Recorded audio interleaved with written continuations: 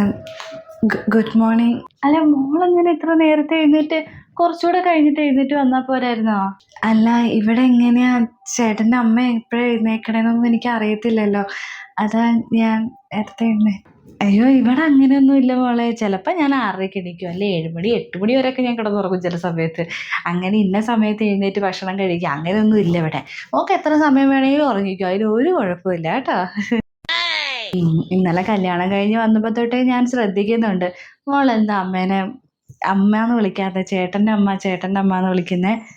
അതന്നെ അങ്ങനെ. അല്ല, എന്താ വിളിക്കണ്ടേന്നൊരു ഐഡിയ ഇല്ലാത്തതുകൊണ്ടാ ഞാൻ അങ്ങനെ വിളിച്ചേ. ഇതിപ്പോൾ ഞാൻ അമ്മ എന്ന് വിളിച്ചാൽ ഇഷ്ടപ്പെട്ടില്ലെങ്കിലോ എന്നൊക്കെ അങ്ങനെ ഒരു തോട്ടൊക്കെ എൻ്റെ മനസ്സിൽ വന്നുപോയി. അതാ. മോളെന്നെ ധൈര്യമായിട്ട് അമ്മ എന്ന് വിളിച്ചോ. അമ്മ എന്ന് വിളിക്കുന്നതിനിപ്പോൾ എന്താ, ചേട്ടൻ്റെ അമ്മ എന്ന് വിളിക്കുമ്പോൾ എനിക്ക് എന്നാണ്ട് ഒരു ബുദ്ധിമുട്ട് പോലെ. അതാ അമ്മ ചോദിച്ചേ.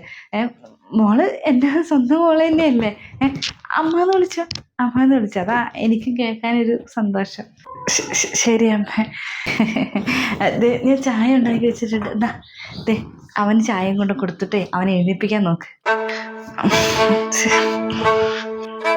ഒരു പാവം കൊച്ചു തന്നെ.